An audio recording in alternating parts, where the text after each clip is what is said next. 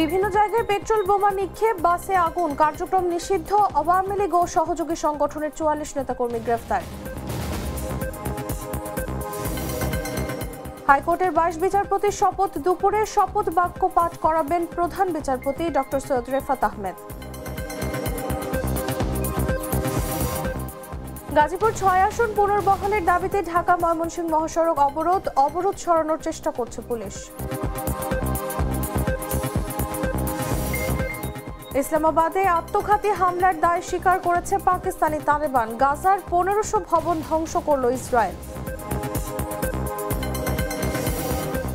এবং দুর্দান্ত লড়াই করেও দিন কাটল হতাশায়। রুদ্ধশ্বাস থ্রিলারে শ্রীলঙ্কাকে ৬ রানে হারালো পাকিস্তান।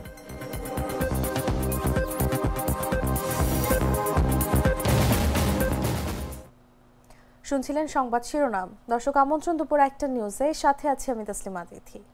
সাধারণ খাবার এখন হবে অসাধারণ। প্রাণ স্বাদের মশলা, স্বাদ বাড়ায়, ঘ্রাণ ছড়ায়।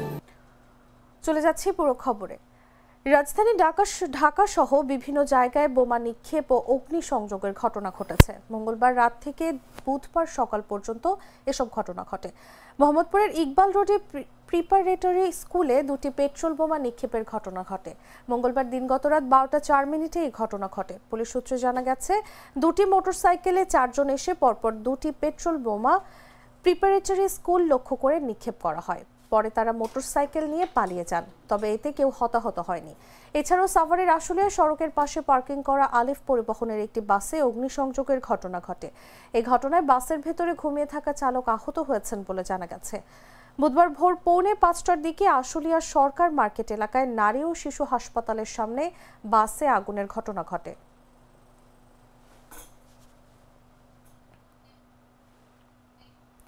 রাজধানীর বিভিন্ন স্থানে অভিযান পরিচালনা করে কার্যক্রম নিষিদ্ধ আওয়ামী লীগ ও সহযোগী সংগঠনের আরও ৪৪ নেতাকর্মী গ্রেফতার করেছে ঢাকা মহানগর গোয়েন্দা পুলিশ।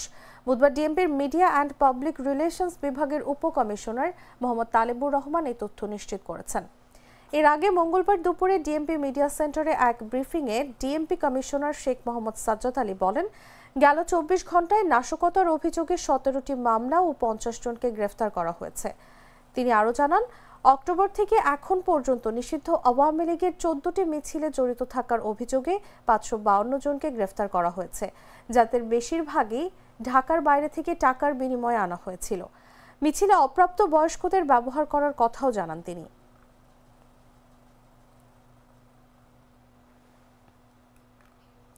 রাজধানী ঢাকা ও আশপাশের জেলার সার্বিক আইন শৃঙ্খলা রক্ষা এবং নিরাপত্তা নিশ্চিতকল্পে ১৪ প্লাটুন বিজিবি মোতায়েন করা হয়েছে।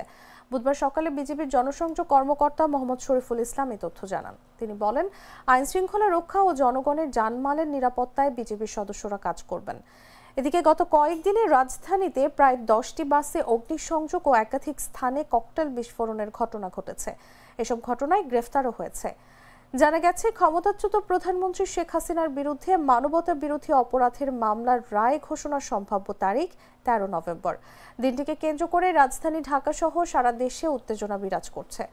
সামাজিক যোগাযোগ মাধ্যমে ছড়িয়ে পড়েছে নানা ধরনের গুজব ও অপপ্রচার, যার মধ্যে রয়েছে গণসমাবেশ ঘটিয়ে বিশৃঙ্খলা সৃষ্টি, লকডাউন ঘোষণার গুজব, গুরুত্বপূর্ণ স্থাপনায় হামলার আশঙ্কা এবং যানবাহনে অগ্নিসংযোগের মতো প্রচারণা। কথিত দুর্বৃত্তরা টানা কয়েকদিন ধরে বেশ কিছু স্থানে বিচ্ছিন্নভাবে চোরাগোপ্তা হামলা চালিয়েছে।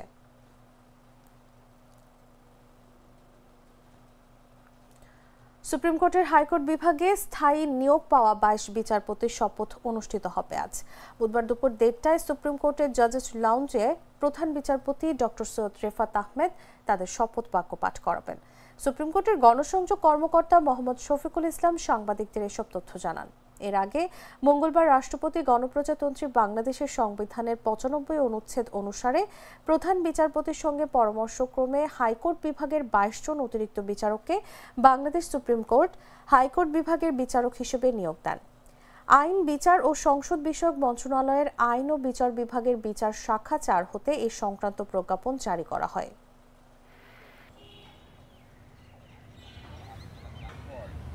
ডান কফি ক্যান্ডি, কররা কফি, কঠিন স্বাদে। হাইকে বলো বাই। আওয়ামী লীগের কোনো নেতাকর্মীকে স্বতন্ত্র প্রার্থী হিসেবে নির্বাচন করতে না দেওয়ার দাবি জানিয়েছে গণ অধিকার পরিষদ। পাশাপাশি জাতীয় পার্টি 14 দল সহ যারা 2024 সালের ডামি নির্বাচনে অংশ নিয়েছে তাদের নির্বাচন কমিশনের সংলাপে না ডাকার আহ্বানও জানায় দলটি। বুধবার সকালে আগারগাঁও নির্বাচন ভবনে সিইসির সঙ্গে বৈঠকের পর এসব মন্তব্য করেন দলের সাধারণ সম্পাদক রাশেদ খান। এছাড়া নিবন্ধনের দোহাই দিয়ে এই দলগুলোকে ইসির সংলাপে ডাকলে আন্দোলন করার হুঁশিয়ারিও দেন রাশেদ খান। শেখ হাসিনার অধীনে অনুষ্ঠিত নির্বাচনের বৈধতা দিয়ে দেশকে ধ্বংসের দিকে ঠেলে দিয়েছে। তাদেরকে নির্বাচন কমিশন কর্তৃক কোনো সংলাপে না ডাকার অনুরোধ করছি।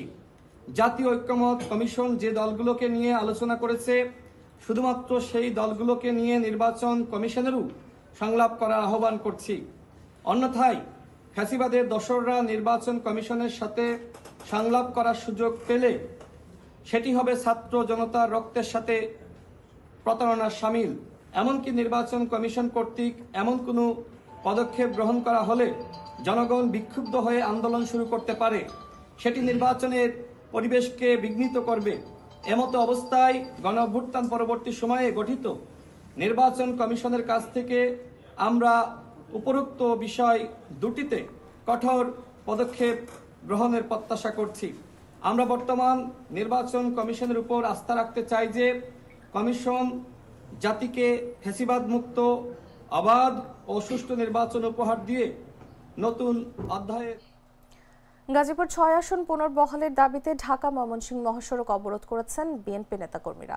বুধবার সকাল 10টার দিকে বিএনপি ও অঙ্গ সংগঠনের বিপুল সংখ্যক নেতাকর্মী টঙ্গীর চেরাগ আলী কলেজ গেট ও এরশাদনগর এলাকায় অবস্থান নেন।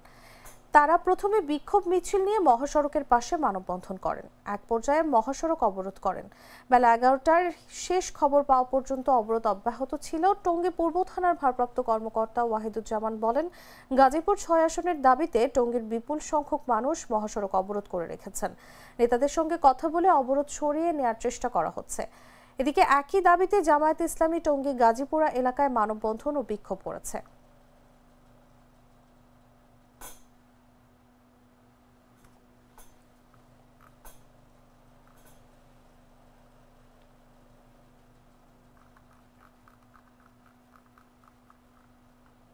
বাছাইকৃত লাল সরিষার দানা থেকে তৈরি হয় প্রাণ সরিষার তেল, আসল ঝাঁঝে আসল স্বাদে।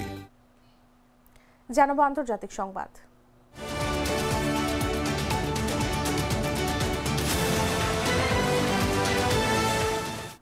পাকিস্তানের রাজধানী ইসলামাবাদে জেলা ও দায়রা আদালত ভবনের বাইরে মঙ্গলবার আত্মঘাতী বোমা হামলার ঘটনায় কমপক্ষে 12 জন নিহত হয়। ওই হামলার দায় স্বীকার করেছে পাকিস্তানি তালেবান। রাজধানীর G11 এলাকায় ওই বিস্ফোরণের ঘটনা ঘটেছে বলে ডনের একটি প্রতিবেদনে নিশ্চিত করা হয়। বার্তা সংস্থা AFPর এক প্রতিবেদনে বলা হয়েছে, কয়েক বছরের মধ্যে শহরে প্রথমবারের মতো এ ধরনের হামলায় মানুষ আতঙ্কিত হয়ে পালাতে শুরু করে। পাকিস্তানি তালেবান বলেছে, পাকিস্তানে অন ইসলামিক আইনের অধীনে রায় কার্যকরকারী বিচারক, আইনজীবী এবং কর্মকর্তাদের লক্ষ্যবস্তু করা হয়েছে। মুসলিম সংখ্যাগরিষ্ঠ দেশটিতে ইসলামী আইন বাস্তবায়ন না হওয়া পর্যন্ত আরও হামলারও হুমকি দেওয়া হয়েছে।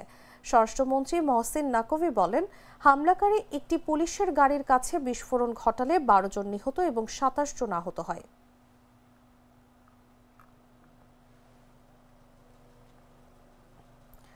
বিবিসি ভেরিফাইয়ের স্যাটেলাইট চিত্র অনুযায়ী 10 অক্টোবর হামাসের সঙ্গে যুদ্ধবিরতি শুরুর পর গাজায় ইসরায়েলি বাহিনী 1,500-এর বেশি ভবন ধ্বংস করেছে।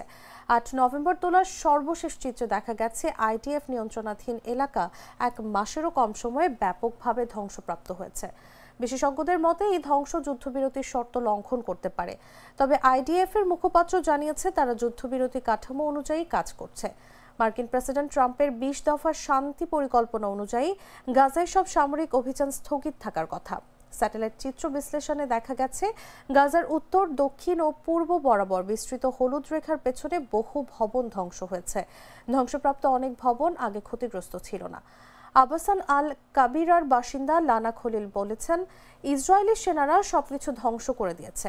ধ্বংসপ্রাপ্ত এলাকায় তারা হৃদয় ভেঙে গেছে এবং প্রাক্তন বাসিন্দারা এখনও আশপাশের তাঁবু থেকে ভবন ধ্বংসের শব্দ শুনতে পাচ্ছেন।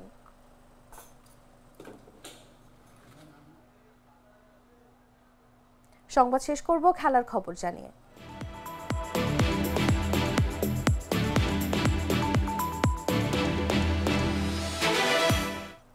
রাওয়ালপিন্ডিতে দারুণ রোমাঞ্চ ছড়ানো সিরিজের প্রথম ওয়ানডেতে শ্বাসরুদ্ধকর জয় পেয়েছে পাকিস্তান। ৩০০ রানের টার্গেটে ব্যাট করতে নেমে ২১০ রানে ৭ উইকেট হারিয়েও লড়াই চালিয়ে যায় শ্রীলঙ্কা। স্বীকৃত ব্যাটার ওয়ানিন্দু হাসারাঙ্গা লোয়ার অর্ডারদের নিয়ে জয়ের আশা জাগান। শেষ ২ ওভারে দরকার ছিল ২৩ রান, কিন্তু ৪৯তম ওভারে নাসিম শাহ মাত্র ২ রান খরচ করে তুলে নেন হাসারাঙ্গাকে। ৫২ বলে ৫৯ রান করে ফেরেন তিনি, তাতেই শেষ হয় লঙ্কানদের আশা। শেষ পর্যন্ত ৯ উইকেটে ২৯৩ রানে থামে শ্রীলঙ্কা, পাকিস্তান জেতে ৬ রানে। এর আগে টস হেরে ব্যাট করে পাকিস্তান তোলে ৯ উইকেটে ২৯৯ রান। সালমান আগা খেলেন অপরাজিত ১০৫ রানের দুর্দান্ত ইনিংস। তাকে সঙ্গ দেন হুসাইন তালাত ও নেওয়াজ। শ্রীলঙ্কার হয়ে হাসারাঙ্গা নেন ৩ উইকেট। পাকিস্তানের হয়ে বল হাতে উজ্জ্বল ছিলেন হারিস রৌফ ৪ উইকেট এবং নাসিম শাহ ২ উইকেট। রুদ্ধশ্বাস ম্যাচে শেষ হাসি পাকিস্তানের।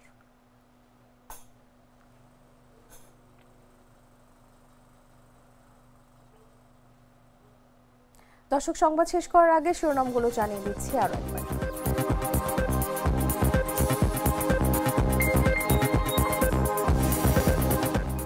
বিভিন্ন জায়গায় পেট্রোল বোমা নিক্ষেপ, বাসে আগুন, কার্যক্রম নিষিদ্ধ আওয়ামী লীগ ও সহযোগী সংগঠনের ৪৪ নেতাকর্মী গ্রেফতার।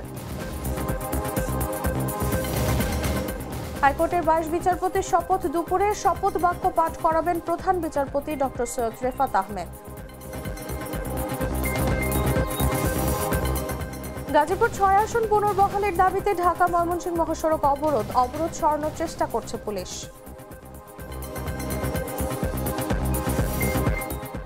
ইসলামাবাদে আত্মঘাতী হামলার দায় স্বীকার করেছে পাকিস্তানি তালেবান। গাজার ১৫০০ ভবন ধ্বংস করল ইসরায়েল।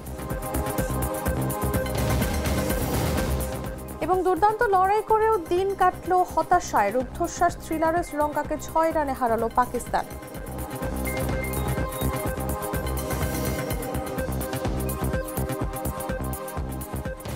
দর্শক, এই ছিল এখনকার মতো। এরপর দেখবেন দুপুর ৩টা নিউজ। প্রতি মুহূর্তে সর্বশেষ খবর জানতে ভিজিট করুন jagunews24.com। ফলো করুন আমাদের ভেরিফাইড ফেসবুক পেজ এবং সাবস্ক্রাইব করুন জাগো নিউজের ইউটিউব চ্যানেল। ধন্যবাদ সবাইকে।